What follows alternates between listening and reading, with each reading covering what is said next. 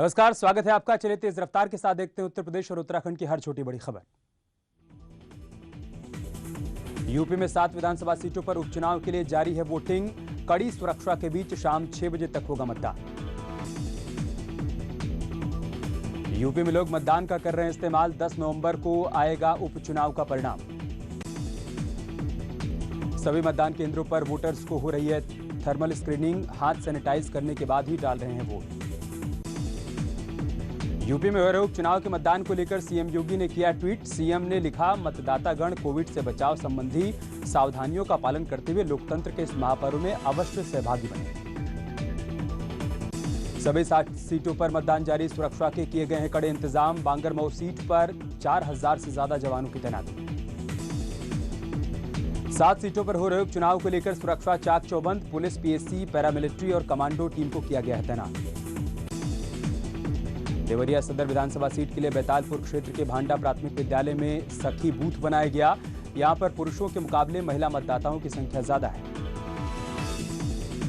कानपुर में सखी मतदान केंद्र में जुटी महिला वोटर्स की भारी भीड़। महिला वोटर्स में दिख रहा है भारी उत्साह। देवरिया के सदर विधानसभा सीट पर भी हो रही है वोटिंग। मतदाता के रूप में डीएम अमित किशोर ने डाला वोट। उन्नाव की बांगरमऊ की सीट पर मतदान करने के लिए आने वाले लोगों का अंदाज निराला है। 55 साल के वोटर मिराज रसूल घोड़े से वोट डालने के लिए पहुंचे। अमरोहा में मतदान केंद्रों पर मतदान जारी। लोग लाइन में लगकर अपनी बारी का कर रहे हैं इंतजार।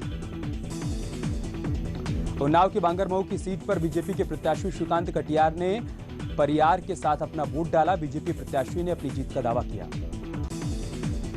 अमरोहा में ग्रामीणों ने मतदान का बहिष्कार किया। विकास नहीं तो वोट नहीं का लगाया नारा। अमरोहा के बूथ संख्या 356 पर वोट डालने नहीं पहुंचे वोटर्स। नौगांवा सादात विधानसभा के गांव सब्बलपुर सोमाली का है मामला। फिरोजाबाद के विधानसभा टुंडा में ग्रामीण उपचुनाव 93E का बहिष्कार किया। टुंडा विधानसभा के कोटला के कचपुरा लोगों ने बहिष्कार किया। चुनाव बहिष्कार करने वाले लोगों का आरोप, नहीं हुआ समस्या का समाधान। करीब 4 गांव के लोगों ने उपचुनाव का बहिष्कार किया। बुलंदशहर में डीएम कॉलोनी की दीवार से प्रभावित देवीपुरा आवास विकास के लोगों ने भी मतदान का बहिष्कार किया। लोगों ने घरों के बाहर लगाए रास्ता नहीं तो वोट नहीं के पोस्टर। कानपुर में पतारा आदर्श बूथ में मतदान से पहले ही ईवीएम में तकनीकी खराबी आई थी। अमरोहा में खराब हुई ईवीएम। बूथ नंबर 45 पर खराब हुई ईवीएम। नौगांव के जलालपुर का है मामला। आधे घंटे तक रुका रहा मतदान। जौनपुर में भी ईवीएम में आई खराबी। मल्हनी सीट के 331 नंबर बूथ पर ईवीएम अचानक से खराब हुई।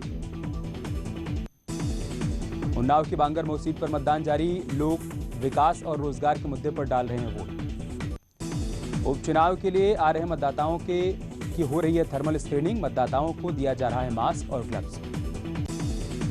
बुलंदशहर की सीट के लिए भी मतदान जारी। कोविड-19 नियमों का किया जा रहा है पालन। मल्हनी सीट पर भी मतदान जारी। रोजगार के मुद्दे पर लोग डाल रहे हैं वोट।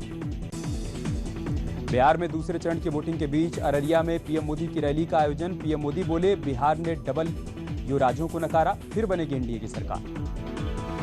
चुनावी जनसभा में पीएम मोदी ने विपक्ष पर साधा निशाना। बिहार में महिलाएं आज मोदी के साथ चलने को तैयार हैं।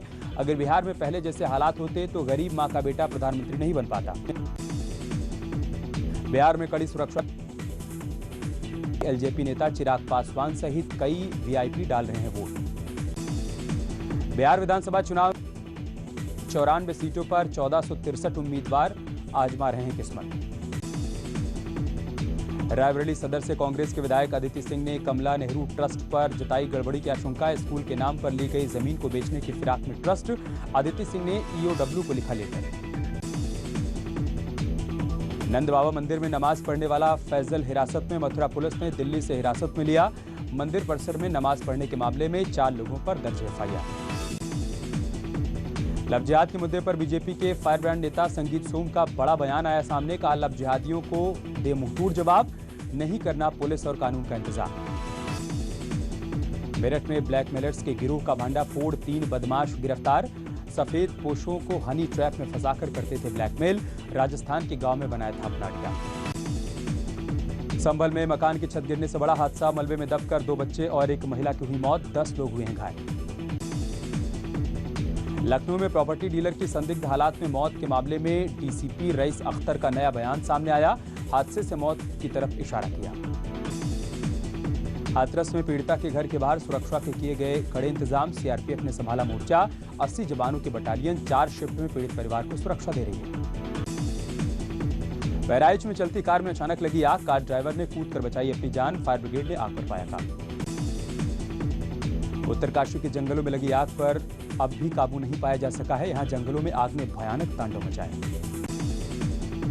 प्रतापगढ़ में बाप बेटे की गोली मारकर हत्या। वारदात के बाद आरोपी फरार। रास्ते में बिजली का तार लटकने को लेकर हुआ था विवाद। फर्रुखाबाद में युवक ने खुद को तमंचे से गोली मारकर आत्महत्या कर ली। पुलिस ने मौके पर जाकर तमंचा बरामद किया और जांच शुरू की। पौड़ी में त्योहारी सीजन के बावजूद खाद्य सुरक्षा विभाग की छापेमारी इस बार नहीं हो रही है। विभागीय मुखिया समेत निरीक्षक इस समय ड्यूटी से गायब हैं। पलायन आयोग ने राज्य में लौटे प्रवासियों पर अपनी रिपोर्ट सौंप दी है। राज्य में इस दौरान 3,57,000 प्रवासी लौटे हैं, जिसमें से 1 लाख वापस चले गए।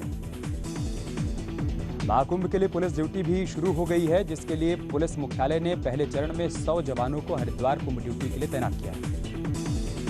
आत्मनिर्भर भारत की ओर कदम बढ़ाते हुए देहरादून में ऑर्डिनेंस फैक्ट्री ने 2 प्रोडक्ट लॉन्च किए, जिसमें एक असॉल्ट राइफल के लिए जबकि दूसरा 125 mm gun battle tank alignment में इस्तेमाल किया जा सकेगा। कोविड अस्पतालों में खासकर सुशीला तिवारी अस्पताल में 25% अतिरिक्त डॉक्टर, नर्स और पैरामेडिकल स्टाफ की नियुक्ति करने के सुझाव को सरकार ने नहीं माना। पौड़ी में बने होम स्टे में उमड़ते पर्यटक महिलाओं के लिए रोजगार का जरिया बन गए हैं। होम स्टे का संचालन महिला स्वयं सहायता समूहों के माध्यम से महिलाएं ही करती हैं। अल्मोड़ा के ताकुला के पास एक युवक ने लॉकडाउन में खेती करना शुरू कर दिया। युवक ने जैविक सब्जी की खेती शुरू की, जिससे अच्छा मुनाफा हो रहा है। नैनीताल में देवीधुरा फतेहपुर मार्ग में गड़बड़ी का मामला पीएमओ कार्यालय पहुंच चुका है। ग्रामीण सालों से सड़क के काम के पूरा होने का कर रहे हैं इंतजार। विकासनगर के कालसी वन प्रभाग अंतर्गत टिमली रेंज के ढकरानी गांव में 2 जंगली हाथियों के पहुंचने से हड़कंप मच गया। गांव के करीब पहुंचे हाथियों को ग्रामीणों ने हल्ला मचाकर भगा दिया। उत्तराखंड पुलिस ने अपने ट्विटर हैंडल से पोस्ट की एक प्यारी सी फोटो सुरक्षा का संदेश देते हुए प्यारी डॉगी के हेलमेट पहनने की तस्वीर शेयर की।